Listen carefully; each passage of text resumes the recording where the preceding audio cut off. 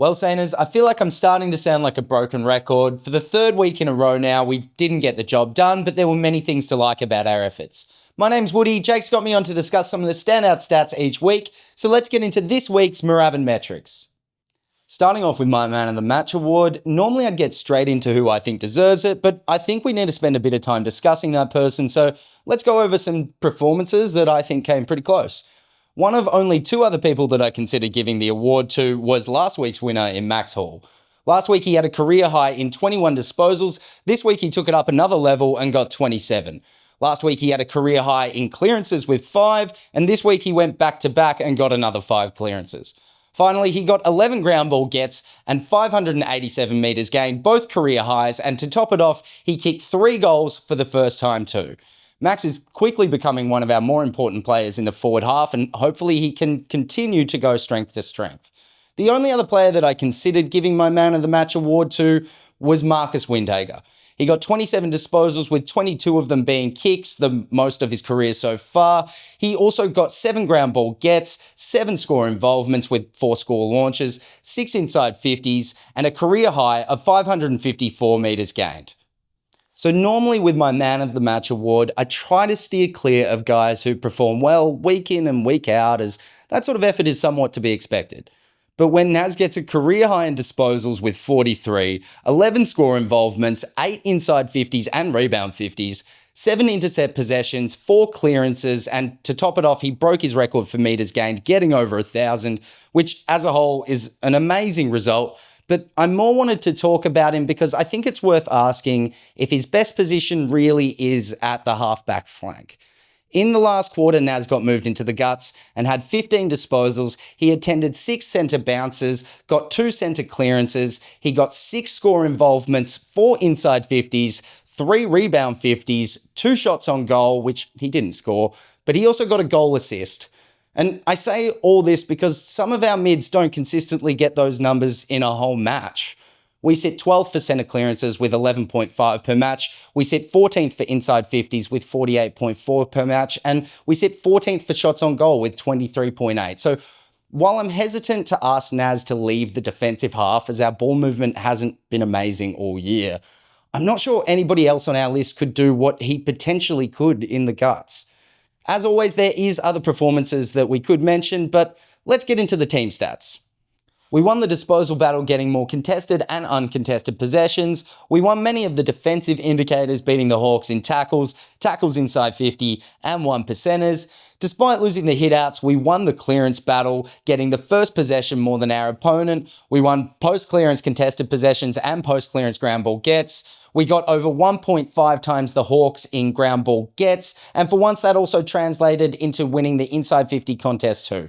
However, that's about where the good stats end, as we lost all the marking battles. In fact, at halftime, we'd only had 1 contested mark and mark inside 50, which was Taru's hanger, to the Hawks 9 and 7 respectively. And while marks are only one indicator of a team's connection, the same story can be seen when looking at disposal efficiency, where we were not only behind our season average, but our opponent too, who we let go above their season average. This can also be seen in efficiency inside 50, goal efficiency, and turnovers, but as a little positive, on our turnovers, we were down on our season average. One of the things that has stood out to me throughout the season is time in possession, as it has a very high correlation between our win-loss rate. But anyway, long story short, we lost it again on the weekend, but when we won almost every possession stat bar marks, you have to question why that is.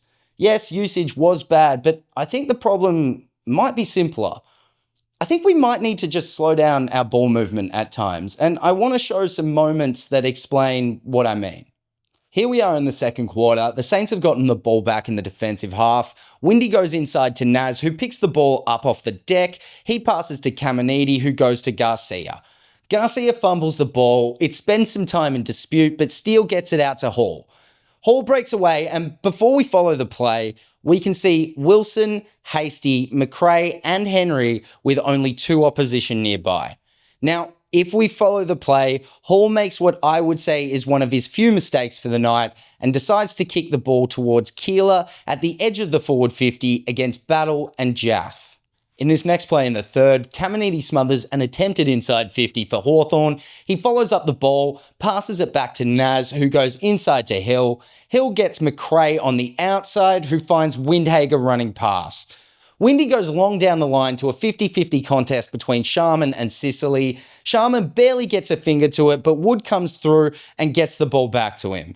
Sharman passes to Max Hall running past. Max kicks it to Marshall on the half-forward flank, and if we stop before Marshall's kick inside 50, not only do we see Mitch leading up to Marshall, but we also see Mason Wood and Naz running past on the outside.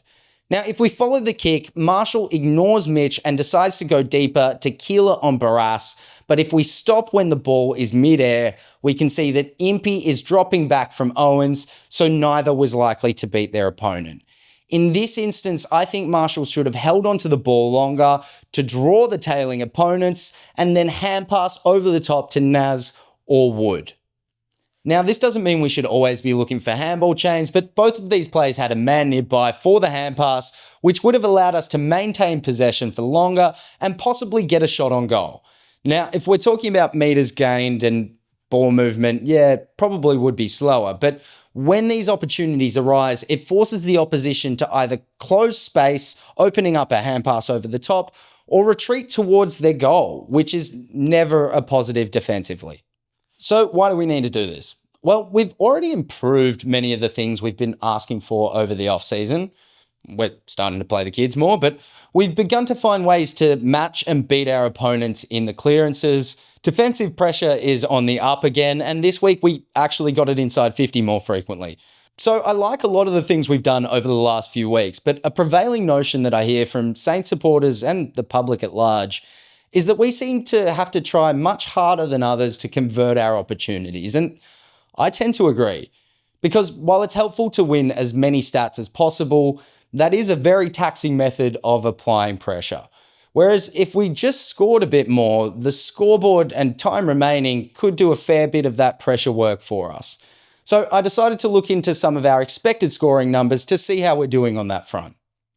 Of which the only players that, on average, have more shots from places that are more likely to be goals than not, and are above the expected results from those shots, are Dan Butler, Jack Higgins, Isaac Keeler, Darcy Wilson, Cooper Sharman, Mason Wood, Jack Sinclair, and Max Hall, with Pooh bang on average, and Naz, Cordy, Steele, and Liam Henry are getting, on average, more than 3 points from shots where they aren't expected to get goals, so they're not doing bad.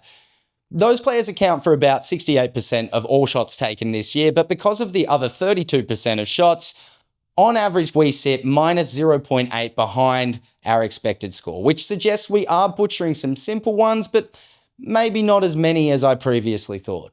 So let's quickly look at where we send our inside 50s this last match. And while I don't have exact measurements, it looks like only 3 inside 50s were within about 25 metres of the goal. And when we look at where the shots were taken from, the closest 5 shots to goal all convert, whereas the other 21 shots, of which all appear to be outside 25 metres, we only convert 5, meaning that we went at about 24%. So with all that in mind, I think we need to avoid going straight to the next contest 40 metres up the line, particularly when we've just won a contest. We're not going to get better at contested marks overnight, so we either need to find a short kick to assess our options or use hand pass chains to get further up the ground.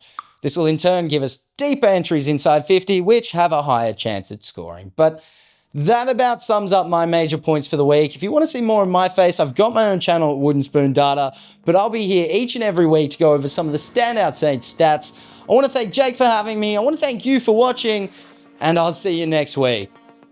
Go Saints.